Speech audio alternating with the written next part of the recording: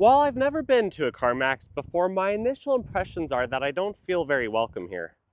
CarMax is a used car dealership. They are all over the country and they've been around for quite a long time. In fact, they've even been traded on the stock market for decades. But they don't seem like they're doing very well, at least from a lot of recent reports, and I'm kind of curious to see why. I've also heard in a lot of other videos that they show you what their interest rates are right off the bat, right on the window, so they might be very transparent.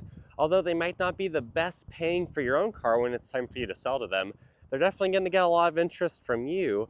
And it seems like a lot of these cars are in-house finance, which is maybe why I've seen online a lot of 20% potential interest rates.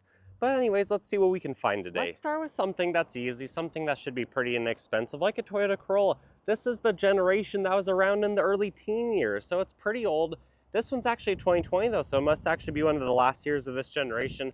And it's still about $19,000. I'll overlay what a 2020 Corolla LE was brand new on the screen. But if you have challenge credit, you're going to be paying 23% interest. So over the course of the loan, you're going to be paying over 50% more than this Corolla, which means over the course of the loan, you're going to be paying more than this would have been brand new 5 years ago, basically. Or what about this? This is the next size up in Toyota 5-seater vehicle. It's a Toyota RAV4. It's the current generation that's been sold so far from 2019 through 2024. But this one specifically is a 3-year-old XLE, $28,000, 30,000 miles. And if you do the 72-month financing and if you don't have good credit, you're going to be paying 23% again.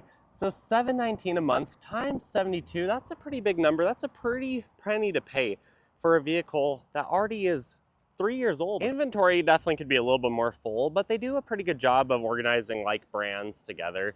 You got the Jeeps over here, the Subarus over here, then the Toyotas, the Mazdas, and then they even have some fancier vehicles. I'm kind of curious to see what this Outback Wilderness is going for because I own one of these, which I bought brand new 2.5 years ago for about $41,000. So this one is a year old, 14,000 miles, $38,000.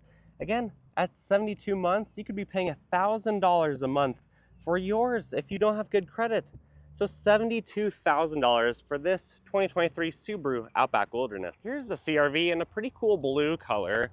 It's a fairly recent one, and it is the hybrid, which is a little bit of an upcharge, but it's a 2022, $33,000. It has 36,000 miles, so no more bumper-to-bumper warranty. And again, if you have bad credit, you're going to be paying almost $900 a month for your 2-year-old Honda CRV, and that's for 72 months. So for 6 years, you're going to be paying $900 a month for this one if you don't qualify for better credit. Obviously, the examples I'm pointing out are just typical vehicles. They're not performance cars. They're not, luxurious, rare cars. They're just common commuter cars for a family, but they are nice vehicles. They are pretty new. They're all 5 years old or more recent in what I've decided to show you guys just now. But as you can see, as we go through the Mazdas, the Hyundais, a lot of what CarMax seems to have, especially at this dealership, are pretty nice, pretty new vehicles. But CarMax will finance anyone. That's basically the deal. It's just that if you do have bad credit, you completely get hosed. And in some cases, like that Outback, you might be paying 2 times what the actual vehicle is currently would be sold for a cash price, which, as you know, is already overpriced. If nothing else, it's at least $2,500 marked up what it would be sold private party, because that's how dealerships make their money. But it's insane. CarMax does have a good business model. They've done good business for a lot of years, but I think the fact that they have vehicles selling for as much as some of them were new a few years ago, and the fact that their interest rates are 23%, I think that's just a sign of the times that things are not looking really good right now. And I'm wondering what the next couple of years of auto industry purchases and inventory and pricing is going to look like if there's a crash coming, if we're in the middle of it right now, or if it's just that vehicles are no longer priced at the actual value that they offer. This Nissan Versa over here is actually probably the cheapest car at this CarMax dealership. So let's see what it sells for. It's old, looks like it's at least a decade old.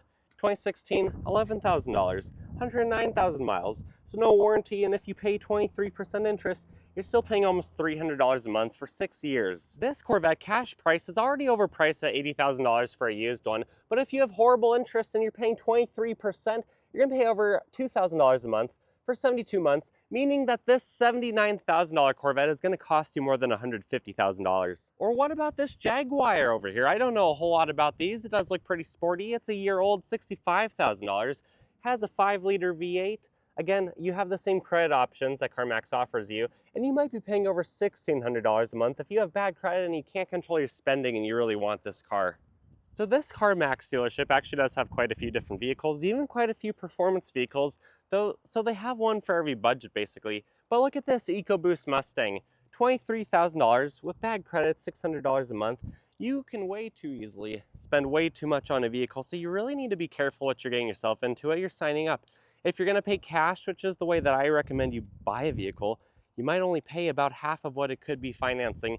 So just make sure that you know what the numbers are, that you've looked around, you've done your homework, you've done your research, and you've called other dealerships, you've checked other websites out, and you know exactly what you're getting yourself into.